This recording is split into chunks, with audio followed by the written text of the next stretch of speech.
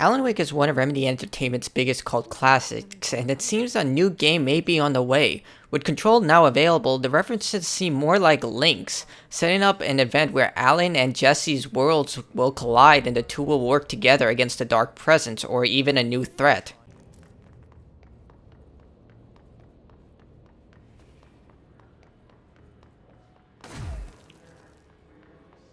Remedy is notorious for placing Easter eggs from their past games. Poets of the Fall tend to be the most notorious link, but in Control we learned that they're being featured by their video game named Old Gods of Asgard.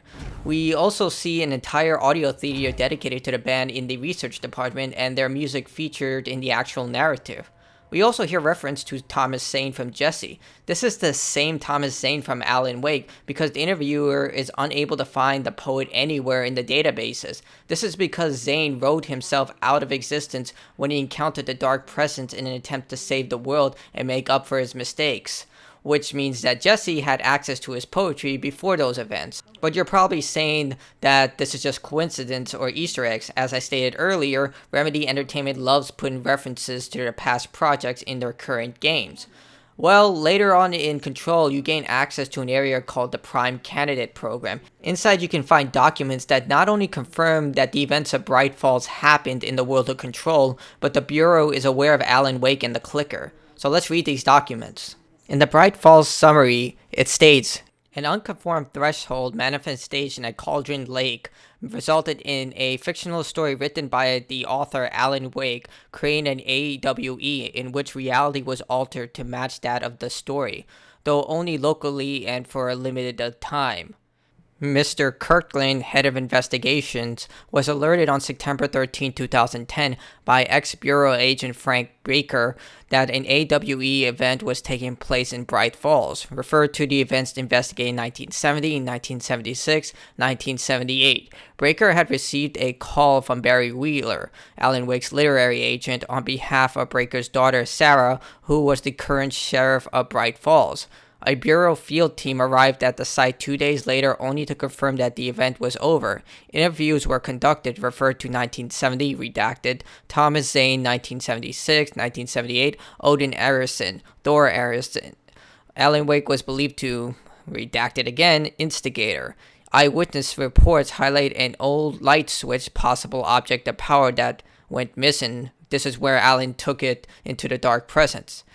Wake was not found at the scene. Reports claim he dived into the lake, but no body was recovered in the search. This is where Alan Wake American Nightmare takes place, where he's in the dark place and attempting to find a way out. The next piece of documentation shows that the Bureau has had contact with people within Bright Falls.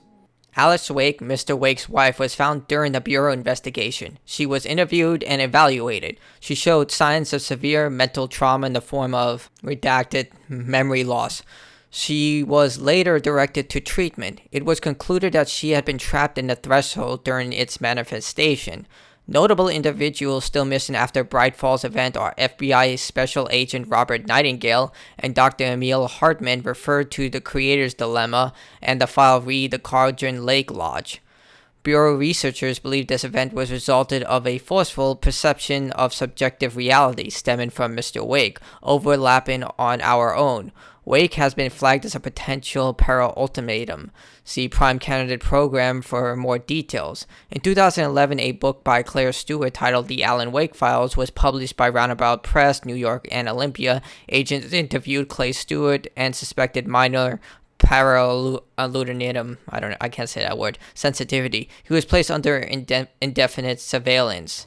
So, as you can see here, not only is the Bureau aware of everything that transpired in Bright Falls, but they're also aware of Alan Wake. They've interviewed his wife and Barry, and it's likely that the waitress, Rose, who appeared at the end of Alan Wake, is still harboring the Dark Presence and still has Nightingale under her power, as we saw that he was also typing on the typewriter at the end of the game, and the Bureau still hasn't located them. And if you still need more evidence, in the Paropticon you can actually find one of the pages of the manuscript in a hidden area. Up on the 5th floor you can find a hidden area, and inside is a page of the manuscript. When you get close enough, a vision of Alan Wake similar to how the director has been talking to you comes full circle, almost like he's trying to tell someone from the other side what is happening. Basically, for me, this is an absolute link that Control and the Alan Wake universe are now one and the same. My every thought made real. Fear, desire. How can I ever know for sure I've escaped and not just lost in my own fantasy of it? That thought alone can drive you insane.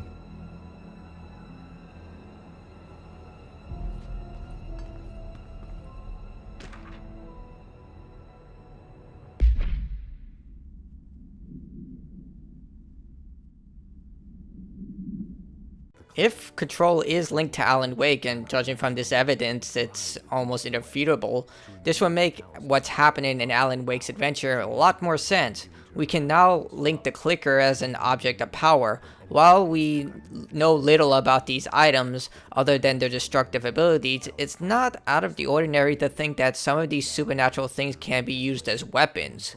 We can also assume that the Dark Presence is from the astral plane and is capable of creating altered items. My guess is that the typewriter was an altered item linked to the Dark Presence that allowed it to manifest into the reality that we live in, similar to how the former, a powerful creature that Jesse faces in Control, does with multiple items throughout the adventure. With Jesse taking on the role as director and Alan battling what is seemed like a godlike being from the astral plane, it's likely that the two will team up. With Alan still trapped in the dark place, which could be the astral plane for all we know, and Jesse in the real world, the two could join together to battle the forces in both worlds, with Alan taking on the creatures from the astral plane if it happens to be the same place as the dark place, and Jesse working in the realms of reality. It also seems strange that Remedy Entertainment would buy the publishing rights to Alan Wake so far down Control's development, unless they're planning to combine the two IPs into one shared universe. You never really know.